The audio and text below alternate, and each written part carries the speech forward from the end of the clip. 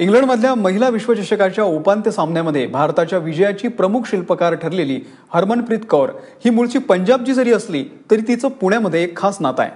काय आहे हरमनप्रीतचं पुणे कनेक्शन जाणून घेऊयात आमची प्रतिनिधी भक्ती बिसुरेकडून. प्रत्येक छान गोष्टीचं पुण्याशी काहीतरी कनेक्शन असतं असा दावा मी आज जर केला तर त्यात काही अतिशयोक्ती नाहीये. कारण काल विमेन्स वर्ल्ड कपमध्ये हरमनप्रीत कौरने नेत्रदीपक खेळी केली तेव्हा वाटलं नव्हतं की त्याही खेळीचं पुण्याशी काही कनेक्शन असेल. पण आज लक्षात आलं की पुण्याचे डॉक्टर संप्रसाद विनोद आणि त्यांचा मुलगा सनातन यांच्याकडे हरमनप्रीत ट्रेनिंग घेत होती, फिटनेसचं ट्रेनिंग घेत होती, मेंटल प्रिपरेशनसाठी आवश्यक काही ट्रेनिंग घेत होती. काय कसं हा सगळा योग जुळून आला आपण त्यांच्याशीच बोलणार आहोत. पुण्यापर्यंत ती आली कशी नेमकी, कारण ती आहे पंजाबची. पहिल्यांदा ती आली सनातनकडे आली आणि सनातनकडे तिचं फिजिकल ट्रेनिंग चालू होतं. तर एकदा ती मला भेटायला आली. ते म्हणलं की मी जो योग शिकवतो तो नुसता व्यायाम टाईप योग नाही आहे, तर तो बॉडी माइंड वननेस अनुभवाने जाणणं आणि ते तुझ्या खेळामध्ये रिफ्लेक्ट होणं, याच्यासाठी आपण तुला जो काही अवेलेबल वेळ असेल त्याच्यामध्ये आपण शिकूया. तर सिन्सिअर मुलगी असल्यामुळे आली आणि मग मी तिला असं दाखवलं की बॉडी माइंड वननेस म्हणजे नेमकं काय आहे.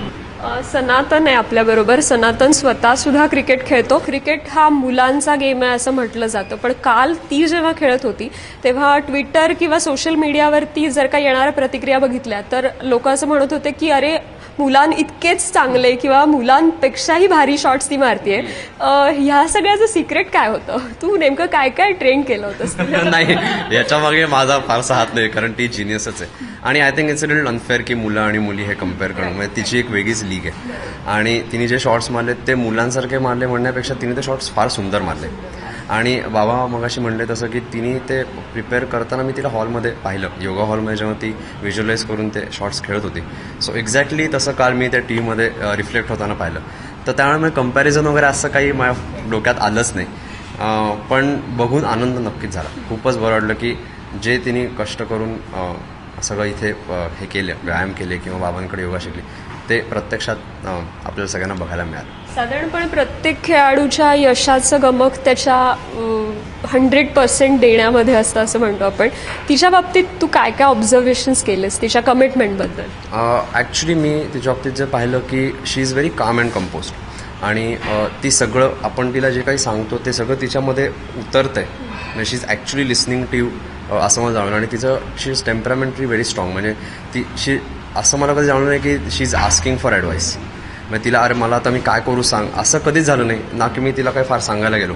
आणि मी बाबांना ती कालच त्यामुळेच टर्म वापरली की she has a very good head on the shoulders. तर त्यामुळे ती इथे मेंटली खूप स्ट्रॉंग असल्यामुळे तिला योगाचा खूप चांगला फायदा झाला. म्हणजे तिला सुरुवातीपासून हे म्हणजे स्टार्टिंग फ्रॉम स्क्रॅच जे म्हणतो तसं तिला करायला नाही लागलं. म्हणजे टेम्परामेंट तुमचं स्ट्रॉंग असेल आणि त्याला योगाची जोड दिली तर ते एकदम वर घेऊन जातं तुम्हाला. So this was it. म्हणजे आणि तिला फार म्हणजे आमचं क्रिकेट व्यतिरिक्तच बाकी सगळं गप्पा जास्त झाल्या. म्हणजे तिच्याशी गप्पा मारायला फार मला मजा आली.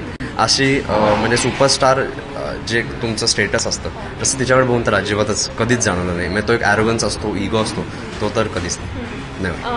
आता फायनल्समध्ये चाललाय आपला संघ आणि त्या संघाची एक महत्वाची प्लेयर आहे ती. काय गेम तुला बघायला आवडेल तिच्याकडनं? तू म्हणालास की ॲडवाईस काही देणार नाही. ॲक्च्युली मला काय बघायला आवडेल तर काल मी जिममध्ये ट्रेनिंग घेत असल्यामुळे मला लाईव्ह बघता आलं नाही.